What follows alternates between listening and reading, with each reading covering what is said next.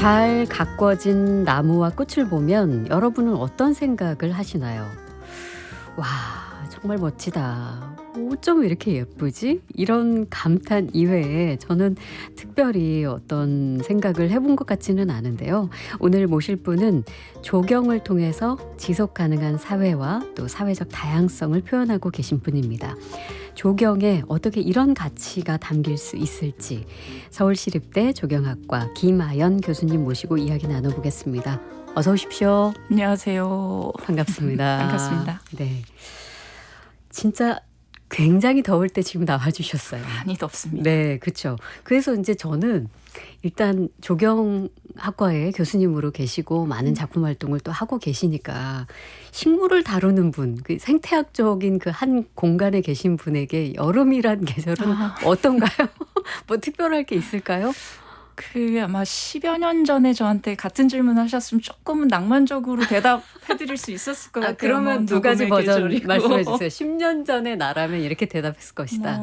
녹음도 있고 물의 계절이기도 하고 네. 바캉스의 계절이기도 하고 저는 식물도 다루지만 여가도 다루니까요. 근데 이 지금의 여름은 저희가 기후 변화라고 했다가 기후 위기라고 했다가 네. 지금은 기후 재난 시대잖아요. 네, 네. 그만큼 전문가로서도 아니면 자연인으로서도 여름은 굉장히 혹독한 계절입니다. 생태계도 굉장히 악영향이 많고요. 네, 네. 뭐 사실 국내뿐만 아니라 전 세계적으로 너무 심각한 폭염과 사실은 산불, 네. 재난 이런 소식들이 막 들려와서 사실 마음이 굉장히 아픈데 그만큼 이게 그냥 우리가 즐길 수 있는 바캉스의 시즌 그 이상의 개념을 또 늘 생각하시겠습니다. 네네. 위기의식을 더 직접적으로 느끼게 되는 계절이기도 해요. 네. 지금 교수님은 대학에서 학생들 가르치고 있고요. 그리고 조경 스튜디오인 스튜디오 테라 대표도 맡고 계신데 조경 설계 전문가로서 그럼 현재는 정확히 어떤 활동에 주력을 하고 계신가요? 정확히 얘기하기 힘든데. 그럼 느슨하게? 네네. 저 느슨하다는 표현 되게 좋아하는데 네. 일단은 학교에서 학생들 가르치고 설계 관련 연구도 하고 있고요. 네. 실제 설계해가지고 만드는 작업들을 많이 하고 있기 때문에 여러 가지 놀이터도 있고 공원도 있고 정원도 있고 가로도 있고 광장도 있고 요즘에 하는 거는 임대주택 안에 들어가는 조경 공간도 하고 있고 네. 학교 숲도 하고 있고 그냥 정말 다양하네요. 이게 일단은 시키면 다 하는 편이에요.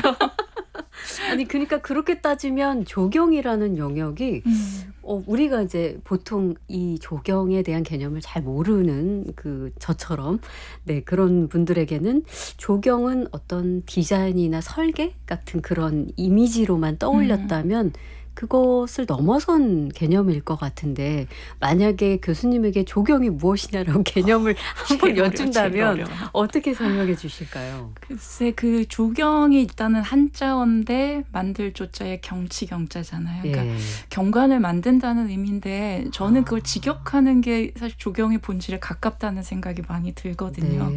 그러니까 이제 영어로 하면 랜드스케이프 아키텍처인데 그러니까 경관을 만든다. 근데 그 경관 안에는 도시도 들어가고 계곡도 들어가고 산도 들어가고 바다도 들어가고 무엇보다도 사람도 들어가거든요. 네. 어떻게 보면은 건축물을 나가는 순간 조경이 시작돼서 그걸 총체적으로 다룬다. 너무 멋있게 얘기하나요? 와, 그러니까 어떻게 보면 지금 그 설명은 약간의 도시계획 같은 네, 도시계획 차원도 좋아요. 도시계획 차원이 지금 이제 서울이라는 공간에서 한번 상상을 해본다면 어떤 건물 밖에서의 그 모든 내 앞에 보이는 경관을 다 만든다. 네.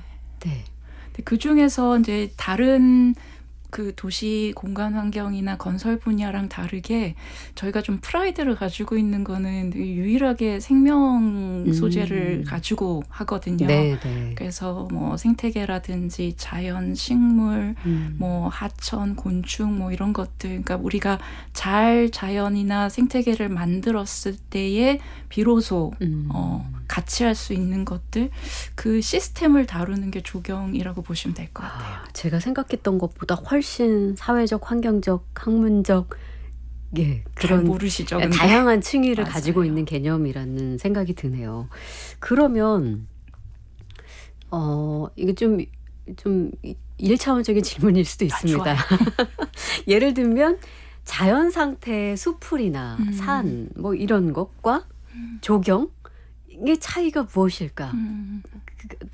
기본 질문을 드릴 수 있을 것 같아요. 그러니까 예를 들면 이제 공원이 그 도심에 뭐 중간중간 인위적으로 잘 조성이 되어 있는데 거기에 심어진 그런 나무들은 좀 다를 것 같아요. 그 조경을 생각하시는 그 조경과 이것은 네. 어떤 차이가 있을까요? 자연일까 조경일까? 그게 구분하기가 생각보다 쉽지는 않은데 일단 조경이 근대적으로 만들어진 것 자체가 도시가 만들어지면 원래 있었던 자연을 없애면서 만들잖아요. 그렇죠. 예. 근데 그게 어느 정도 도시가 막 폭발적으로 만들어질 때 사람들이 도시 안에서 이 자연의 결핍이 엄청나게 큰 문제를 일으킨다는 거를 뒤늦게 깨달은 거죠. 네. 그래서 도시 안에 우리가 일상적으로 갈 수 있는 자연이 필요하다라고 해서 만든 게 공원이에요. 대표적인 게 이제 뉴욕의 센트럴파크 그렇죠. 같은 거죠. 예, 예. 그래서 만약에 공원에 갔는데 정말 다 잡초밭이고 들어가기도 힘들고 목이 드글드글하고 그러면 저희가 갈까요? 안 가겠죠. 안 가죠. 네. 그래서 어떻게 보면 인간화된 자연 혹은 이제 문화시대에 나왔으니까 문화화된 자연 이거를 만드는 게 조경의 기원에서부터 시작됐다고 볼 수 있고요. 네. 근데 뭐 조경에서 다루는 거는 뭐 야생 어떤 복원 프로젝트도 있기 때문에 이거를 꼭 어떤 중간 형태의 무언가를 만든다기보다 어떤 인간적인 관점에서 자연을 돌보는 과정 중에 그때그때 필요한 어떤 의사결정으로 자연을 좀 총체적으로 돌보고 조성하고 관리하는 것? 네. 말이 좀 길어지죠. 그러면 제가 이해한 바로는 맞는지 한번 봐주세요. 그러니까 특히 도심에서 자연을 훼손하면서 그 인간의 삶을 위해서 만들어진 어떤 인위적인 것들 때문에 역으로 자연이 이렇게 필요한 거구나를 인식하게 되었을 때 남아있는 혹은 이미 없어져 버렸지만 다시 그 생태를 조성하면서 그 자연과 인간이 함께 조화를 이루면서 살 수 있게 만드는 것. 맞아요. 그게 조경으로 정확하게. 정의를 역시. 내리겠습니다. 방금 공부했어요. 그런 거군요. 근데 우리 교수님께서는 그러니까 아까 제가 생각했던 조경이 굉장히 층위가 다양하다는 걸 이미 설명을 해 주셨습니다만 정말 다양한 영역의 프로젝트를 하고 계시더라고요. 예를 들어서 맘껏 하우스 프로젝트라는 게 있는데 이것은 이제 여성들이 안정적으로 사회활동에 참여해야 한다는 문제의식에서 이제 시작이 되었다고 전 설명을 들었거든요. 이게 네. 어떤 프로젝트일까요? 그러니까 그 프로젝트에 여성의 사회 참여가 바로 연결되는 거는 아니고 제가 소시적에 네. 20대 때 한참 조경 공부할 때 여성들한테 과연 필요한 공간이 뭐가 있지? 이제 그런 단순 질문을 한 적이 있었어요. 네. 근데 만약에 제가 건축을 공부하는 친구였으면 뭐 여자 화장실 개수를 늘려야 되나, 뭐 주방을 해야 되나, 아니면은 여성의 어떤 오피스 공간을 해야 되나 이런 생각을 할 수도 있었지만 저는 조경이니까 외부 공간에서 그런 젠더 이슈가 없는 것 같았어요. 네, 네. 근데 조금 고민해 보니까 여성들이 예를 들어서 이제 아이를 키우면서 사회생활을 할 때 어딘가에 맡겨야 되는데 그렇죠. 그 아이가 되게 좋은 바깥 놀이터에서 놀면 그 삶이 너무 좋을 것 같다는 네. 이게 하긴 점프기는 한데 네네. 그래서 이제 그 놀이터에 대한 관심이 그때 생겼어요.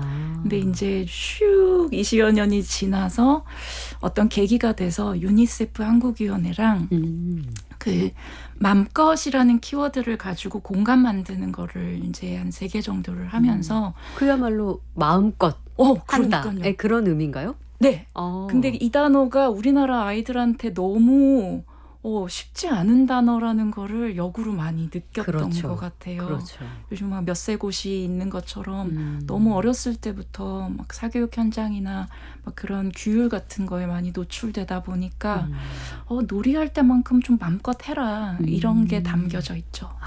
그래서 맘껏 하우스 프로젝트를 통해서 놀이터를 조성하신 거네요. 네. 그런데 우리가 알고 있는 그런 놀이터가 아니고 인공적인 것이 아닌 자연의 것을 가지고 와서 아이들이 놀 수 있는 그런 놀이터의 개념이라고 이해하면 될까요? 네, 이제 뭐 놀이터가 우리 주변에 워낙 많지만 우리가 조합놀이대라고 부르는데 이렇게 딱 규격화돼서 이렇게 제품화된 것들 이제 그게 아이들의 상상력과 자기주도성을 많이 빼앗아 가거든요. 네. 그래서 자연 소재를 다루는 것도 중요하지만 너네들이 놀이를 창조해라. 그냥 주변에 많은 것들이 있고 그 안에서 아이들이 각각 나 저거 갖고 뭐 갖고 놀지? 저기다 뭘 만들지? 이제 그러면서 놀이가 좀 자기가 만드는 공간이길 바랬어요. 사실 그것은 아주 오래전에는 그런 식의 놀이가 그쵸. 있었잖아요. 네네네. 놀이터라는 것이 없었으니까. 맞아요. 돌멩이와 뭐 그 나뭇가지 이런 거 가지고 밥도 해먹고 맞아요. 예를 들면 그런 건데 그런 개념이 없이 그냥 딱 아주 깔끔하게 조성된 놀이터에서만 그네와 뭐 시소 정도 안에서만 아이들이 놀이를 하다 보니 상상력도 파괴되고 그 부분을 조금 더 해방시키고자 하는 그런 그쵸. 프로젝트였다고 보면 되겠네요. 네. 네. 자, 그런가 하면 이제부터 우리 교수님이 했던 프로젝트 쭉 나올 거예요. 저런. 작년에는 서울시 공공미술 프로젝트로 그림자 아카이브라는 프로젝트를 진행하셨더라고요. 네. 이거는 뭘까요? 이 한국 조경사에서 가장 중요하고 가장 제가 좋아하는 공간이기도 한데 그 선유도 공원이 있어요. 네. 양화대교에 있는데 네네. 그러니까 거기에 공공미술을 설치하는 그 컴피티션에 이제 초대가 돼서 당선이 된 거죠. 네네. 그러니까 저는 조경하는 사람으로서 이 공간의 힘, 공간을 만든 분에 대한 오마주, 뭐 굉장히 좀 복합적인 감정으로 접근을 했었는데 오랫동안 제가 좋아했던 공간에서 그동안 관찰했었던 걸 토대로 정수장이었던 그 공간, 물을 담는 공간을 바라보는 긴 정자가 필요하다라는 생각이 들어서 네. 공공미술이지만 아주 긴 정자를 만들게 되었습니다. 그 어찌 보면은 좀 현대미술과도 그렇게 봐주시면 너무 감사하고 가까워 보이기까지 하는데 아까 처음에 그 설명해 주셨잖아요. 이게 조경 예술에 있어서 선유도라는 공간은 굉장히 중요하다. 네. 어떤 측면에 그런가요? 우리나라 조경이 1970년대 초반에 만들어졌거나 도입됐거나 했거든요. 네. 근데 그때는 이제 생각해 보시면은 전쟁 이후에 완전히 근대화 과제 막 경부고속도로 뚫고 새마을운동하고 그런 시절인데 어쨌든 황폐화된 국토를 재건을 하는 데 있어서 건강하고 아름답게 만들 수 있는 방법으로 해외에 있었던 조경학이라는 거를 이제 도입을 하게 된 거예요. 네. 그래서 이제 국가 주도로 만들어지게 됩니다. 이제 이 국가 주도로 산업이 성장한다는 거는 좋은 점도 있는데 어떻게 보면 그 공간의 장소성, 시간성 이런 것보다는 새로운 어떤 기능과 용도 이런 것들이 훨씬 더 압도하던 시기들이 있었거든요. 그렇죠. 네. 근데 정수장이었던 데를 허물고 만들지 않고 그 오랜 어떤 기억 토대에서 아주 섬세하게 시민들이 즐길 수 있는 공원으로 만든 되게 선도적이면서도 아름다운 공간이죠. 네. 그렇습니다. 선유도는 원래 정수장이었는데 그 물이 풍부한 공원이 지금 되었고 그래서 그런 가치를 좀 염두에 두고 이런 프로젝트를 하게 되셨다고 했는데 이 프로젝트 맡았을 때 가장 먼저 하신 일과 가장 오랫동안 한 일이 이 선유도라는 공간을 계속 걷는 일이라고 들었어요. 네, 맞아요. 네, 그거는 왜일까요? 그때 아이디어가 많이 샘솟았을까요? 물론 철학자들이 걸으면서 사유한다고는 하지만 저한테 그런 건 아니고요. 네. 제가 만드는 거의 대부분의 공간들이 그냥 일반 시민들이 쓰시는 곳이어서 저는 작업 시작할 때 전문가 이런 거 다 소용없고 네. 그냥 시민으로 자연인으로 돌아가서 저분들은 왜 오셨을까? 왜 저기 앉으셨을까? 무슨 생각하실까? 슬퍼서 왔을까? 기뻐서 왔을까? 이제 그런 것들을 좀 그냥 시민의 한 명으로서 즐기면서 관찰하는 네. 그런 작업을 좀 많이 하는 것 같아요. 그러니까 어떤 공간이 가지고 있는 뭐라고 할까요? 역사성이나 서사가 있는데 네. 그거를 좀 먼저 알고 시작하는 게 중요하시군요. 네. 네. 그러면 그렇게 해서 어떤 영화의 한 장면들이 여러 겹으로 쌓인 것들이 어떻게 실체를 갖추어서 네, 이제 나중에 이제 벤치까지 나오겠지만 네, 어떻게 실체를 갖추어서 나오게 될까요? 그 다음에는 이제 조경이 순수 예술은 아니거든요. 그러니까 현실의 문제를 또 같이 풀어야 됩니다. 네. 그러면 여기에 벤치가 후지다. 네. 여기 고쳐야겠다. 물을 등지고 앉는다. 물 바라보게 만들어야겠다. 그늘이 없다. 그늘 만들어야겠다. 그러니까 이런 어떤 기능적인 띵킹이 한쪽에 있고 네. 나머지는 그냥 시설물이나 벤치를 만드는 게 아니니까 이 선유도라는 공간에 무엇을 표현해야 될까? 뭐 그런 어떤 영감으로부터 시작한 좀 예술적인 상상도 같이 하게 되죠. 네. 그러다 보면 뭐 검색도 해야 되고 책도 봐야 되고 레퍼런스도 보게 되고 근데 현장에서 관찰하고 느낀 게 사실 제일 중요하긴 하더라고요. 네. 그래서 이제 제가 그 사진으로 일단 감상한 그곳의 모습은 이제 그림자 아카이브라는 제목을 갖고 있기 때문에 그러면은 그림자를 기록하는 어떤 예술적인 의미를 담고 있다는 것인데 그렇다면 그림자는 당연히 햇빛과 가장 연관이 있고 햇빛이 가장 강할 때 길고 깊은 그림자가 생기니까 햇빛을 또 많이 염두에 두시면서 무언가를 조경을 했겠구나 이런 생각도 들거든요. 너무 훌륭하시네요. 상상을 지금 돌려봤습니다. 맞나요? 네. 그러니까 선유도의 어떤 장소성이라 그러면 일단 정수장이었으니까 물이고 그렇죠. 물이 많고 섬이니까 햇빛이 너무 좋고 네. 그다음에 거기서 정수 과정에서 몸에 해롭지 않은 화학약품을 쓰거든요. 이제 뭐 침전도 시켜야 되고 하니까 그 세 개를 어떤 방식으로든지 좀 재생산하고 싶은 생각이 있었고 그러다가 그 19세기에 애나 애킨스라는 식물학자가 썼던 시아노타입이 그냥 문득 눈에 들어왔어요. 시아노타입. 네.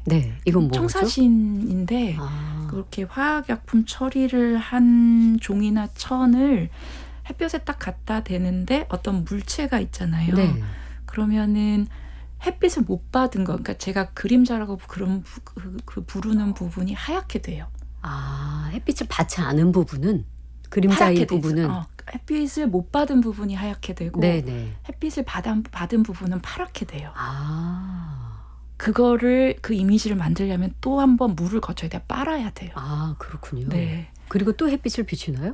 그런 과정을 그 다음에는 이제 그냥 그 전시해가지고 그렇군요. 24시간 바깥에 노출돼 있죠. 그러면 그 색감이 그대로 유지가 되나요? 아니면 그것도 역시나 또 다른 햇빛을 받으면서 약간 변색의 과정을 변색이 되는 게 제 목표 중에 하나인데 개념 중에 하나였는데 이게 또 공공미술이라 심의도 받고 막 그러거든요. 변색이 되면 안 되는 거군요. 막 안 된다고 빨리 변색되면 어떡할 거냐 하도 겁을 주셔가지고 이게 많은 또 예산이 또 투입된 자외선 코팅을 너무 심하게 해서 그런지 색깔이 많이는 안 변하고 있습니다. 그래서 뭐 늘 그 공간을 찾는 분이라면 그 변화의 아름다움을 또 느낄 수도 있지만 처음 선유도를 가시는 분이라면 저런 또 청빛의 아름다움과 하얀 그 그림자의 조화가 저렇구나라는 걸 또 선사할 수 있으니까 그거는 또 그것대로 의미가 있을 수 있겠네요. 와, 흥미롭습니다. 자, 음악을 한 곡 듣고 이야기를 이어가도록 하겠습니다. 모트가슨의 연주로 플랜타자.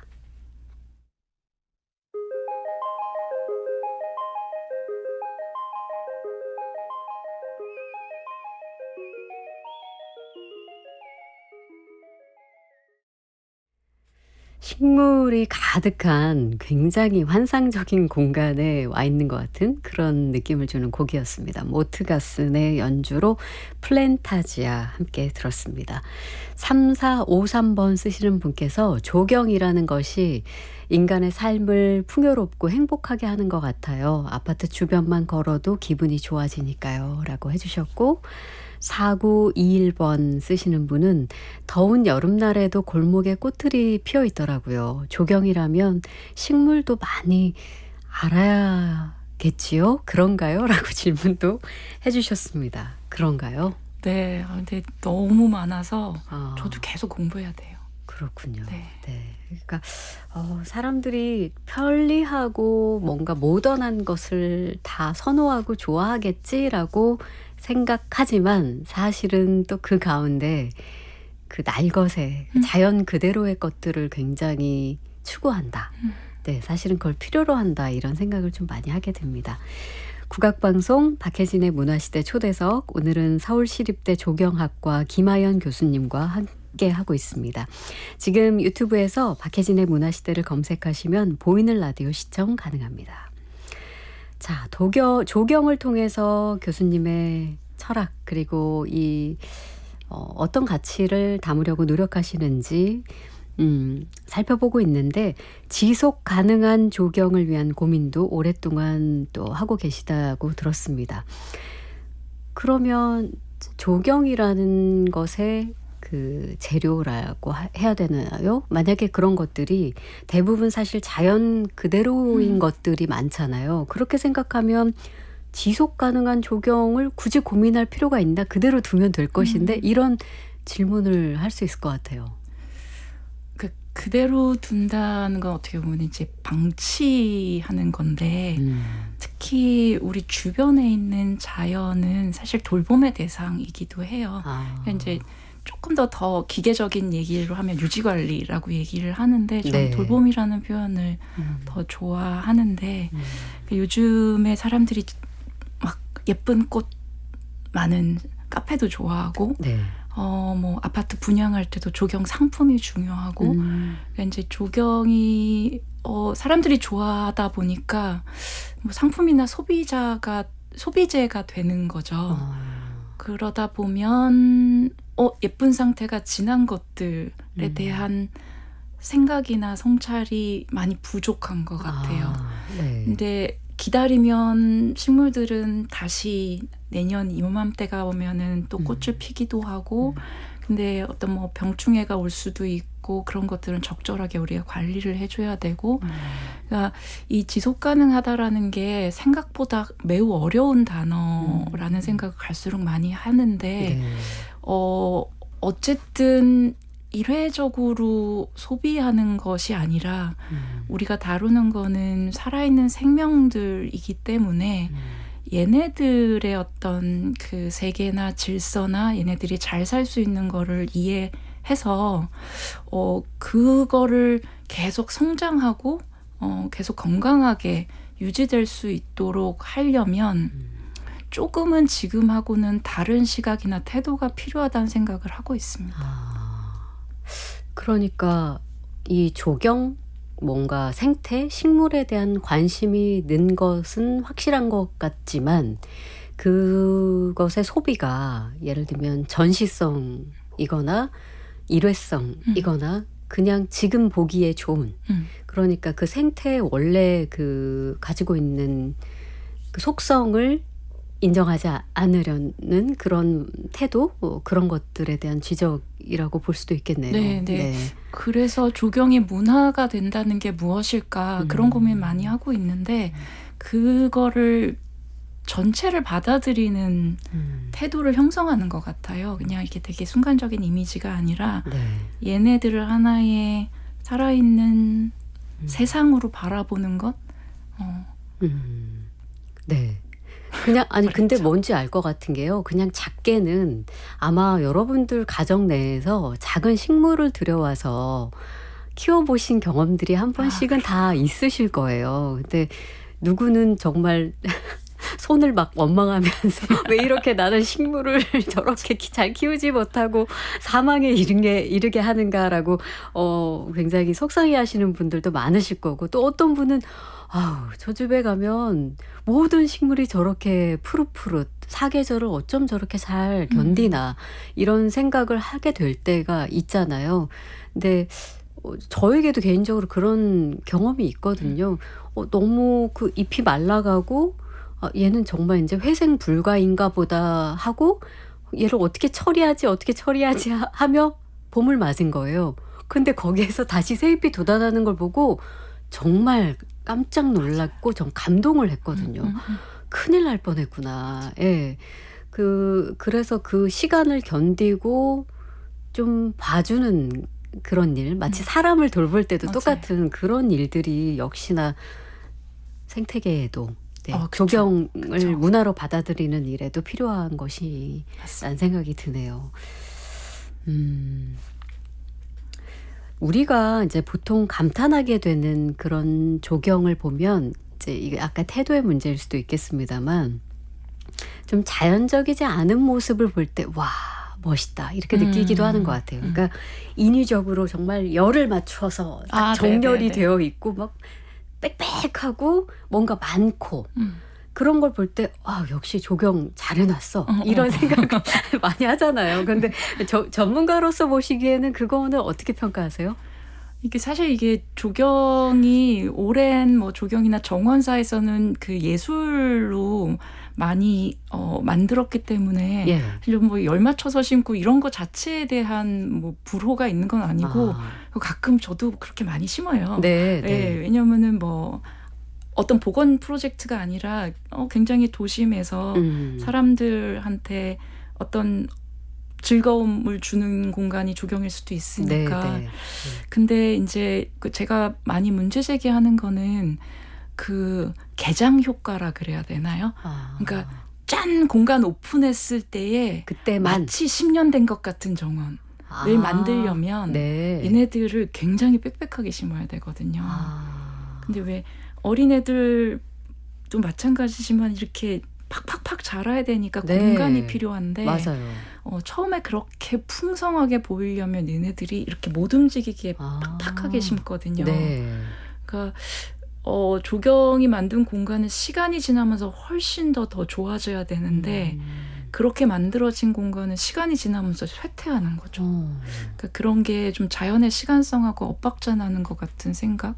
그런 게 이제 불편하기 시작하면 마지막에는 그런 게 좋아 보이지가 않는 상황에까지. 그쵸. 예, 그럼 조경을 없애. 이렇게 극단적으로 아니요. 그러니까 절대 가면 안 되니까요. 처음에 좀 듬성듬성 심는데 저희가 만드는데 그 민원이 많이 들어오거든요. 왜 하다 말았냐. 왜 흙이 저렇게 많이 노출돼 있냐. 그래서 조그맣게 팻말 달 때가 많아요. 네. 어린아이들이 잘하고 있습니다. 곧 풍성해집니다. 뭐 예를 들어서. 네. 근데 또 그거를 이해하고 기다려 주시는 분들도 되게 많아서 네. 감사하죠. 그럴 때. 근데 그 설명을 해주시니까 다 이해를 하실 것 같아요. 네네네. 그냥 딱 먼저 보기에 아름다운 것을 상상해서 뭐 이렇게 듬성듬성 있으면 뭐 이게 조경이야 뭐야 이럴 수 있지만 숨구멍 그 틈이 필요하다는 거를 이해하면 금방 알 것 같아요. 예. 저는 그 시민들한테 상상의 여지를 주는 것 같아요. 그냥 이렇게 만들었는데 1년 후에 여기가 어떻게 변할지. 네. 맞아요. 저 그런 부분이 되게 좋은 것 같아요. 그러면 교수님이 생각하시는 이건 조금 표현이 어떨지 모르겠 좋은 조경? 뭐 조경의 좋고 나쁨을 어떻게 나눌 수 있을지 모르겠습니다만 미래에 필요한 조경이 있다면 어떤 게 있을까요? 평생 풀어야 되는 질문. 그걸 막 몇 분 하는 그러니까 대답을 어떡하지? 막 요구하고. AI한테 물어보고 올 걸. 근데 아마 뭐 그 조경 전문가들마다 다르게 정의하고 혹은 그 정의를 찾는 과정 중에서 자기만의 어떤 작업이나 그런 어떤 그 철학 같은 거를 만들지 않을까 그런 생각이 들고. 네. 저도 이제 지금 30년 넘게 하고 있는데 뭐 그 시기마다 제가 뭐 꽂혔던 거 내지는 더 중요시 여겼던 게 계속 변하거든요. 네네. 근데 지금 시점에 좋은 조경이라고 생각하는 거는 잠정적으로는 그 일단은 지속 가능해야 되고 네. 많이 물어봐 주신 것처럼 그리고 어떤 사회적 배려에 대해서 관심이 좀 많아지고 있는 것 같아요. 네. 네, 그래서 아이들에 관심이 많았지만 이제 요즘은 아이들 중에서도 좀 불편한 아이들이 다른 아이들이랑 똑같이 동등하게 놀이기회를 누리려면은 어떻게 해야 되지? 그다음에 좀 많이 아프신 분들, 네. 이분들한테 많이 움직이지는 못하지만 우리가 찾아가는 어떤 조경이나 정원을 드리려면 어떻게 해야 되지? 그런 고민들을 하기 시작한 것 같아요. 사회적 약자들을 위한 조경이 필요하고 사실은 그거는 약자만을 위한 것이 아니라 그렇게 조성이 되었을 때 누구에게나 좋은 맞습니다. 조경일 테니까요. 맞습니다. 그래서 이 조경에 여러 가지 그런 고민과 질문들을 담아서 늘 변화하고 발전시켜 가는데 사라져가고 있는 전통에 대한 또 안타까움도 느끼시고 또 그걸 복원하기 위한 영혼을 담아서 또 하셨던 프로젝트를 살펴보니까 대표적인 것이 2021년에 베니스 비엔날레 건축전 이 한국관에서 선보였던 블랙 매도우 프로젝트이더라고요. 네. 이건 어떤 프로젝트였을까요? 그때가 한참 코로나 시기였었거든요. 그러네요. 그래서 예. 그 전 세계적으로 이런 환경적인 그 재난에 가까운 이런 상황에 대해서 뭐 건축가들, 조경 뭐 전 분야의 사람들이 어쨌든 힘을 합쳐서 좀 많이 고민하고 대안을 찾으려는 시도였었는데 네. 그때 한참 코로나 때문에 저도 좀 생각이 되게 세계말적으로 갔던 것 같아요. 그래서 만약에 이거를 인류가 극복하지 못하고 모든 식물이 다 사라진다면 네. 이제 그 질문으로 시작한 게 블랙, 거기서의 블랙은 생명이 없어진 걸 의미하기는 네. 하거든요. 네. 근데 그때 제가 그 충남 서천에 그 갈대밭, 그러니까 이제 금강변에 갈대밭이 있는데 그 갈대를 가지고 빗자루를 만드는 마을을 간 적이 있었거든요. 네. 예. 그러고서 이제 또 찾아보니까 전 세계적으로 빗자루를 만들 수 있는 식물이 수백 가지인 거예요. 그래요? 네. 좀 우리만 해도 뭐 쌀이비도 있고 그러네요. 갈대비도 있고 그게 갑자기 또 흥미롭네요. 흥미로워서 네. 근데 그 갈대를 가지고 빗자루 만드는 게 이게 어마어마한 그 장인이 필요한데 네. 더 이상 갈대 빗자루를 사람들이 안 쓰니까 이제 더 이상 안 만드시는 거예요. 그 마을이 사라지는. 네. 그리고 금강 하구뚝 막히면서 약간 갈대밭도 그 약간 그런 사라지는 생태계, 그 생태계 기반에서 만들었었던 지역적인 문화, 그것의 동시적인 소멸, 뭐 이런 것들을 조금 국제적인 위기 상황에서 만들어 보면 좋겠다 해서 네. 실제로 빗자루 갖고 만든 거예요. 빗자루요? 네. 그 갈대로 만든 빗자루로? 갈대로 만든 빗자루로 너무 만들고 싶었는데 예. 너무 비싼 거예요. 하나에 한 5, 6만 원 정도 하고. 그런가요? 왜냐면 장인이 만드니까. 그래서 그거와 비슷한 사탕수수로 만든 빗자루 수백 개를 가지고 네. 만들었습니다. 그 전시 공간에 사탕수수로 만든 빗자루를 마치 네네. 카페처럼 네네. 깔아두는 방식인가요? 중간에 갈대를 섞기는 했는데 와. 그래서 사람들이 여기 와서 막 앉기도 하고 네. 눕기도 하고 뭐 강아지도 오고 고양이도 오고 그랬죠. 그러니까 블랙 매도우라는 걸 해석해 보면 뭐 검은 초원, 어두운 목초지 뭐 이런 건데 아까 블랙은 이제 생태계가 완전히 없어 사라진다면을 전제로 했기 때문에 사라지고 있는 그 전통, 네. 그것의 하나가 이제 갈대로 보았고 그 갈대를 또 형상화할 수 있는 빗자루를 이용한 그런 작품인 거네요. 이상한 짓 많이 하죠. 아니 그래서 굉장히 궁금해지는 건 어떤 프로젝트를 시작할 때 이렇게 해주세요 하지는 않잖아요. 이 조경학자에게 일단 우리 여기에 굉장히 멋지고 좋은 조경을 하고 싶은데 한번 구상해 주세요라고 분명히 제안이 올 건데 그럴 네. 때 아이디어와 이 영감을 어디서 얻으시는지 어려워요. 이거는 오픈 채팅방에서 우리 또사님도 같은 질문을 해주셨거든요. 예. 그 학생들도 질문을 많이 하긴 하는데 음. 제가 같은 대답을 할 텐데 좀 실망해요. 근데 음. 그냥 널려 있어요. 그냥 일상 주변에. 영감이 예. 네. 그게 막 그렇다기보다는 그러니까 그런 디자인적인 챌린지나 질문이 있으면 그때부터 세상의 모든 것을 조금 더 깊이 관찰하는 습관은 생긴 것 같아요. 네. 그러다 보면 그게 풀릴 때까지 음. 약간 좀 편집증 같은 시선으로 세상을 보면 뭐 빨래하다가 이거 괜찮네 뭐 이럴 때도 있고 네. 뭐 길거리 지나가다가 어떤 사람들의 행동이나 이런 거 보면서 영감 받을 때도 있고 네. 약간 그렇게 이 주변의 많은 것들이 그 스위치 온 오프하는 것처럼 오, 그렇게 되게 켜져요. 네, 영감을 왜냐면 이거 해야 되잖아요. 그러니까요. 그러니까 긴박하면 뭐라도 잡아야 돼서 그냥 막 이렇게 하다 보면 뭐 그냥 무심코 넘기던 시집에서 갑자기 영감이 나올 때도 있고 그래서 저는 조금 더 예민하게 주변을 보다 보면 무언가 너한테 말을 걸 거고 거기서부터 창작이 시작된다. 네. 이렇게 얘기하면 학생들이 굉장히 싫어합니다. 그런데 그게 모든 창작의 시작인 것 같긴 하네요. 이제 글을 쓰시는 분들도 늘 일상의 그 작은 디테일을 관찰하기 시작하면서부터 글감을 얻듯이 조경의 영역도 그렇다는 게 그쵸. 굉장히 흥미롭습니다. 아마 이 방송을 들으시는 청취자분들은 교수님이 만들었던 이렇게 다양한 작품들이 이제 궁금해지셔서 너무 가보고 싶을 것 같거든요. 그래서 제가 이제 한 가지 소개해드릴 만한 게 또 지금 때마침 있더라고요. 광주 국립아시아문화전당에 가면 만날 수 있는 작품이 있죠. 네. 그게 막 제가 가장 최근에 한 거고 가장 최근에 관심 있게 들여다본 거여서 네.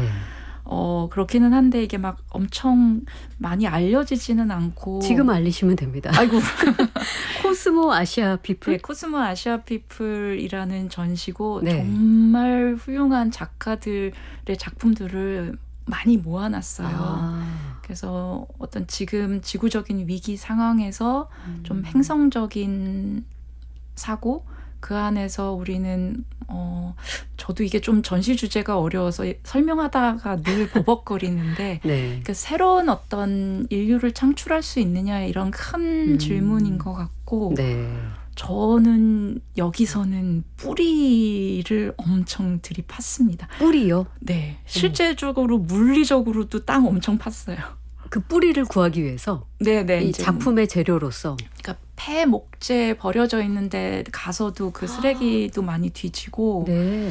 그 산불 많이 났었잖아요. 그냥 산불 지역에서 나오는 그런 뿌리 같은 거 구해주신 분도 있고 근데 이제 이렇게 개간할 때 그 포크레인 같은 거 가서 이렇게 막 파서 그 버려지는 것들도 많이 가지고 오고 그래서 그 작품 제목이 뿌리별이네요. 네. 그 뿌리를 가지고 별을 형상화한 건가요? 이 네, 작품 맞아요. 설명을 좀 해주세요. 그러니까 우리가 사는 어떤 행성, 가상의 행성인데 그러니까 뿌리라는 게 되게 복합적인 의미를 가지잖아요. 그러니까 저는 식물도 뿌리가 있으니까 고주 설 수 있고 사람도 뿌리가 있어야지 내가 소속감을 가지고 활동할 수 있고 그래서 뿌리가 뭐 우리 같은 도시에서는 눈에 보이지 않는 영역에 속하는데 그렇죠. 눈에 보이는 모든 것을 지탱하는 존재라고 생각을 해서 그 뿌리 가지고만 있고 거기서 자라나는 것들은 또 상상의 영역에 있는 거죠. 저는 이 작품을 사진으로 지금 감상하고 있는데 엄청난 뿌리의 조합이 약간 구호 형태의 별로 지금 묘사가 되어 상징이 되어 있는 거거든요. 그래서 말씀 주신 것은 이 작품을 감상하면서 이 뿌리로 인해서 무엇이 이제 새롭게 탄생할 것인가를 상상하게 하는 그런 뿌리별이라는 작품이네요. 맞습니다. 자, 8월 23일 일요일까지 이 전시 감상하실 수 있습니다. 광주 국립아시아문화전당에 가시면 코스모 아시아 피플이라는 큰 주제의 기획전에 우리 교수님도 참여를 하셔서 네. 뿌리별 이 작품을 여러분에게도 소개를 하고 있습니다. 자, 이제 올 하반기에 또 근데 제가 너무 잡다하게 사는 것 같아요. 프로젝트 또 하시더라고요. 네, 의미 있는 행사 10월 27일부터 11월 22일까지 진행이 될 2026 수성 국제 비엔날레 공동 예술 감독이자 또 조경 감독으로 네. 이번에 활동을 하시게 될 텐데 수성 국제 비엔날레 올해 아마 2회로 네, 2회 알고 있는데 한번 설명해 주세요. 대구 수성구에서 열리는 비엔날레고요. 네. 전 세계적으로 드물게 그 건축 조경 동시에 다루는 비엔날레입니다. 네. 그리고 이게 그냥 실내 전시가 아니라 실제로 비엔날레 결과물로 도시를 바꾸는 실제 지어가는 비엔날레라서 네. 의미가 클 것으로 생각합니다. 네. 와, 할 일이 많으십니다. 네. 응원을 드리겠고요. 앞으로의 또 어떤 연구와 프로젝트를 또 기획하고 계신지 마지막 질문으로 여쭐게요. 일단은 주어지고 시키는 일 열심히 할 거고요. 함께 살아간다라는 그 리빙 그라운드가 이번 수성 비엔날레 주제인데 네. 그 함께 살아간다라는 그 키워드에서 동식물 생태계와 같이 살아가는 것도 있고 우리 주변의 타자들과 같이 살아가는 방법, 네. 여기에 조경이 어떻게 기여할 수 있을까? 그런 고민들 앞으로 계속 할 예정입니다. 응원 드리겠습니다. 자, 국악방송 박혜진의 문화시대 초대석, 지금까지 서울시립대 조경학과 김아연 교수님과 함께했습니다. 고맙습니다. 감사합니다.